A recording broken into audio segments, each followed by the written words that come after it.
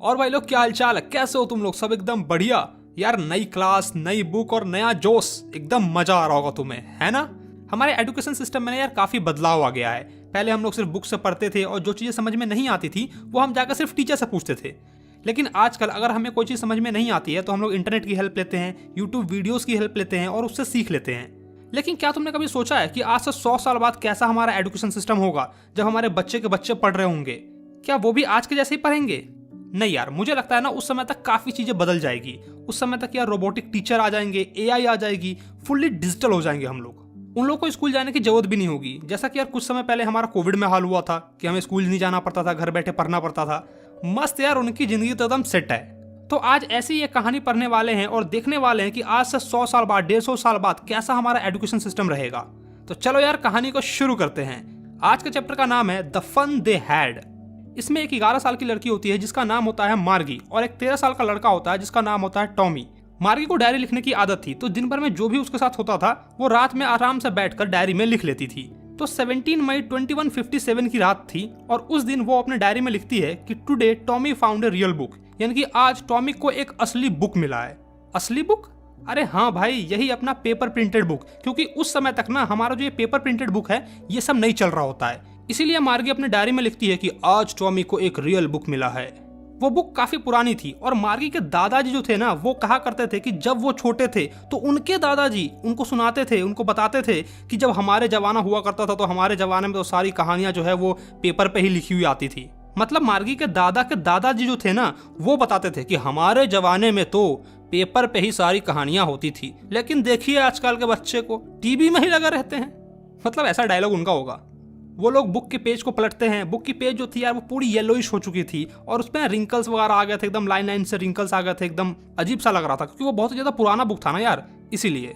और एक चीज उन लोगों को बहुत ज्यादा हैरान कर रही थी कि जो वर्ड्स थे उस बुक में लिखे हुए वो मूव नहीं कर रहे थे। क्योंकि यार वो लोग भविष्य में है, तो भविष्य में क्या होता है, वो लोग कंप्यूटर वगैरह पर, लैपटॉप्स वगैरह पर पढ़ रहे होते हैं, तो उसमें क्या होता है वर्ड्स जो है ना वो मूव करती है। मतलब एक लाइन आया, उसको जैसे ही तुमने पढ़ा तो वो चला जाएगा और फिर दूसरा लाइन आएगा।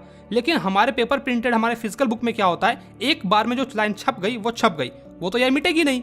और ये चीज देखकर ना वो बहुत ज्यादा हैरान थे क्योंकि यार वो लोग जैसे ही एक पेज पढ़ते हैं और दूसरा पेज पढ़ने की कोशिश करते हैं, लेकिन वापस से वो जो पिछले वाले पेज पे आते हैं तो देखते हैं कि वो एज इट इज लिखी हुई है। और ये सारी चीज उन लोग को हैरान कर रही थी कि ऐसे कैसे हो रहा है ये। फिर टॉमी कहता है, छी क्या बकवास चीज है ये। इस पेपर प्रिंटेड बुक को एक बार पढ़ने के बाद लोग फेंक देते होंगे, लेकिन हमारे टेलीविजन स्क्रीन में मिलियंस ऑफ बुक्स हैं और उसमें हम लोग और ज्यादा ऐड भी कर सकते हैं। जब अगर मेरे को कोई चीज पढ़ने की मन करे तो मैं डाउनलोड कर लूंगा सिंपली और पढ़ लूंगा, और हमें तो टेलीविजन स्क्रीन को फेंकना भी नहीं पड़ता है। लेकिन ये लोग तो इस बुक को फेंक देते हैं। तो टॉमी के अकॉर्डिंग जो पेपर प्रिंटेड बुक है, जो आज के जमाने में हमारी रियल लाइफ बुक है यार, वो बहुत ही बकवास बुक है क्योंकि यार उसको हम लोग एक बार पढ़ने के बाद फेंक देते हैं। टॉमी हमारे फिजिकल बुक को अपने ई बुक से कंपेयर कर रहा है। मार्गी भी हाँ में हाँ मिलाते हुए कहती है कि हाँ तुमने बिल्कुल सही कहा, हमारे में तो ऐसा होता है और इनमें तो ऐसा होता है। मतलब वो दोनों डिस्कशन में लगे हुए थे। अच्छा टॉमी, तो तुम्हें ये बुक कहाँ से मिली? मेरे घर में। वो घर की तरफ इशारा करता है क्योंकि वो पढ़ने में बहुत ज्यादा बिजी होता है, तो बस बिना देखे हुए वो इशारा कर देता है कि देखो मेरे घर में मिली है। वो बुक उसके घर के एटिक में मिलता है। एटिक एक तरह का जगह होता है जहाँ पे यार पुराने सामान वामान फेंके हुए रहते हैं, रखे हुए रहते हैं, स्टोर रूम लाइक। मार्गी बोलती है, अच्छा तो ये बुक किसके बारे में है? स्कूल के बारे में। क्या? स्कूल के बारे में? स्कूल के बारे में कौन लिखता है यार? ओह आई हेट स्कूल। मार्गी हमेशा से ही स्कूल से नफरत करती थी और अब तो स्कूल के नाम से और भी ज्यादा नफरत करती है क्योंकि जो उसका मैकेनिकल टीचर है ना वो उसको टेस्ट पर टेस्ट दिए जा रहा है ज्योग्राफी में, और उसके मार्क्स यार अच्छे आ ही नहीं रहे। दिन पर दिन उसके मार्क्स गिरते ही जा रहे हैं और इसीलिए वो स्कूल को बहुत ही ज्यादा हेट कर रही है। उसकी माँ भी इस बात से बहुत ज्यादा परेशान है कि दिन प्रतिदिन इसके मार्क्स इतने क्यों गिर रहे हैं, और इसीलिए वो काउंटी इंस्पेक्टर को बुलाती है। यहाँ पर इंस्पेक्टर का मतलब मैकेनिक है, जो उस मैकेनिकल टीचर को ठीक करेगा। क्योंकि मार्गी की माँ खुद से तो उस मैकेनिकल टीचर को ठीक नहीं कर सकती, इसीलिए एक स्पेशलिस्ट को बुलाती है जो उसको ठीक कर सके। वो इंस्पेक्टर एक छोटा सा इंसान था जिसका गोल और लाल चेहरा था। उसके पास टूल का एक बॉक्स था और काफी सारे वायर्स थे। वो मार्गी को एक एप्पल देता है कि लो बेटा एप्पल खाओ, तब तक मैं तुम्हारे टीचर को ठीक करता हूँ, और जाके उसके टीचर को निकालता है। मतलब कि उसके टीचर को ठीक वगैरह करने लगता होगा, कुछ पेचकस से कस रहा होगा, तार वार जोड़ रहा होगा, कुछ तो कर रहा होगा। और इधर मार्गी भगवान से ये दुआ कर रही थी कि हे भगवान कुछ ऐसा करो कि इस इंसान से ये मैकेनिकल टीचर ना बने। मतलब मार्गी ये चाह रही थी कि जो इंस्पेक्टर है उससे ये मैकेनिकल टीचर ना बने और इस मैकेनिकल टीचर को बदलना पड़े ताकि उसको कुछ दिन के लिए छुट्टी मिल जाए तो आराम से वो रह सके, टेस्ट वेस्ट ना दे। हमें भी स्कूल नहीं जाना होता तो हम भी भगवान से प्रेयर करते हैं कि हे भगवान बारिश कर दो, ठंड का मौसम है बहुत ज़्यादा ठंड कर दो कि स्कूल ही ना जाना पड़े। तो सेम यार मार्गी भी सोच रही है। लेकिन ऐसा कुछ होता नहीं है। कुछ ही घंटे बाद इंस्पेक्टर जो है उस टीचर को बना देता है और फिर से एक बड़ा सा ब्लैक कलर का खरूस सा मशीन तैयार हो जाता है, जहाँ पर यह सारे लेसन्स होते हैं, जो भी लेसन्स होते हैं ना वो वहाँ पर शो हो रहे होते हैं, क्वेश्चंस वहाँ पर पूछे जा रहे होते हैं। और ये देखकर मार्गी बहुत ही ज़्यादा उदास हो जाती है कि अरे तेरी फिर से पढ़ना पड़ेगा। दूर। मार्गी को सबसे ज़्यादा उस स्लॉट से नफरत थी जहाँ पर उसको होमवर्क को इंसर्ट करना होता है, क्योंकि यार हमें भी अपना होमवर्क करना और टीचर को दिखाना पसंद नहीं होता है। वैसे ही मार्गी को भी पसंद नहीं है और इसीलिए वो कहती है कि मुझे वो स्लॉट बहुत ही ज़्यादा घटिया लगता है जहाँ पे मुझे होमवर्क्स को, टेस्ट को सबमिट करना होता है। मार्गी को अपना होमवर्क पंच कोड में लिखना होता है और ये चीज़ें वो 6 साल की उम्र से ही सीख गई थी। पंच कोड हो सकता है यार एक कंप्यूटर का लैंग्वेज वगैरह होगा उस टाइम में, जिसमें उस सबको लिखना होता होगा। और मैकेनिकल टीचर तुरंत ही सारे मार्क्स कैलकुलेट करके मार्गी के सामने दे देता है। और ये चीज़ तो उसको बहुत ही ज़्यादा बकवास लगती है कि मैकेनिकल टीचर टाइम ही नहीं लेता है, तुरंत से ही सारे ग्रेड्स को कैलकुलेट करता है और उसके सामने बताया था कि देखो बेटा तुम्हारा इतना मार्क्स आया है। मान लो अगर तुम्हारा भी टेस्ट होता है तो कम से कम तुम्हें 1-2 दिन टाइम तो मिलता है, तब जाकर तुम्हारा रिजल्ट आता है, लेकिन इसका रिजल्ट तो तुरंत आ जाता है, हैंड टू हैंड। वो इंस्पेक्टर अपना काम खत्म करने के बाद मार्गी का सर थपथपाता है और उसकी माँ से कहता है कि देखिए मिसेस जॉन्स, इसकी कोई भी इसमें गलती नहीं है, क्योंकि जो मैकेनिकल टीचर है ना उसकी ज्योग्राफी का सेक्टर जो है वो थोड़ा सा हाई लेवल का हो गया है और इसीलिए इसके मार्क्स दिन प्रतिदिन गिरते जा रहे हैं। लेकिन चिंता करने की कोई बात नहीं है, मैंने उसको एडजस्ट कर दिया है और इसके लेवल का ले आया है। इसका एवरेज 10 ईयर का लेवल है और इसी लेवल पे मैंने उसको सेट कर दिया है। एक्चुअली में इसका ओवरऑल परफॉर्मेंस सही है, तो चिंता करने की कोई बात नहीं है। और वो फिर से मार्गी के सर पे थपथपाता है और ये बात सुनकर मार्गी बहुत ही ज़्यादा निराश हो जाती है, क्योंकि उसको ऐसा लग रहा होता है कि जो उसका ज्योग्राफी का सेक्टर है उसको वो खोल कर ले जाएंगे और कुछ दिन बाद फिर से बनाकर ला कर ठीक करके डालेंगे, जैसा कि एक बार टॉमी के टीचर के साथ हुआ था। जो टॉमी का हिस्ट्री का टीचर था वो कम्प्लीटली ब्लैंक हो गया था, एकदम काला पड़ गया था। तो जो इंस्पेक्टर उसे ठीक करने आया था वो उसको निकाल कर, उसके हिस्ट्री को टीचर को निकाल कर लेके गया था और 1-8 महीने बाद आया था उसे लेकर। और मार्गी भी यही उम्मीद कर रही थी कि जो उसका ज्योग्राफी का सेक्टर खराब हो गया है तो 1-8 महीना बाद आएंगे, तब तक मैं चिल करूंगी। लेकिन ऐसा कुछ हुआ नहीं, तो मार्गी बहुत ज़्यादा डिसअपॉइंटेड हो गई और इसीलिए वो टॉमी से कहती है कि स्कूल के बारे में कौन लिखता है यार।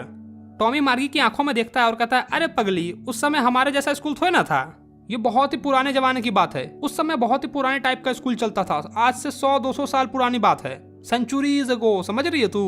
मार्गी हर्ट हो जाती है और कहती है हाँ ठीक है, मुझे नहीं पता कि उस टाइम में कौन सा स्कूल चलता था, कैसा स्कूल चलता था, उस समय की बात मुझे क्या पता। और वो उस बुक में झांक कर पढ़ने की कोशिश करती है जो टॉमी पढ़ रहा होता है।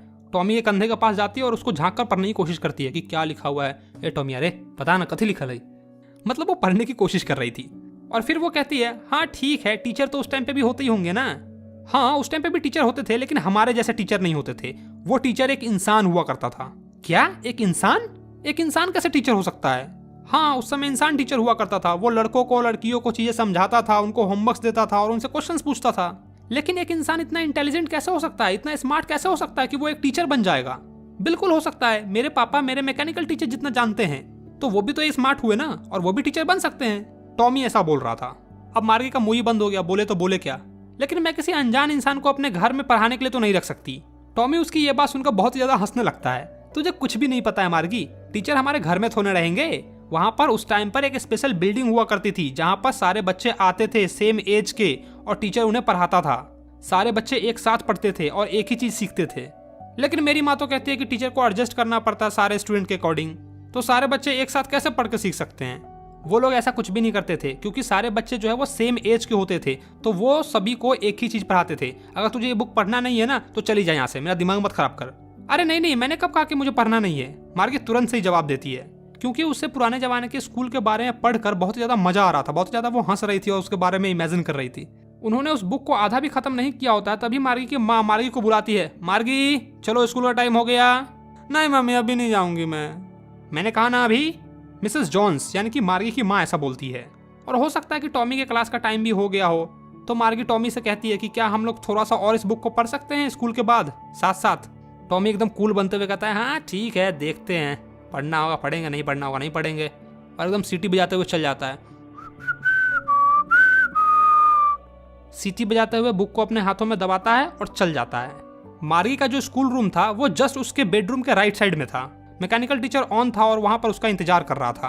वो हमेशा इसी टाइम पर पढ़ती थी, सिर्फ सैटरडे और संडे को छोड़कर, क्योंकि उसकी माँ का मानना था कि अगर बच्चे सेम टाइम पर पढ़ेंगे तो ज्यादा अच्छे से सीख पाएंगे। मार्गी का मैकेनिकल टीचर लिखता है कि आज हम लोग अर्थमेटिक लेसन में प्रॉपर फ्रैक्शन को ऐड करना सीखेंगे।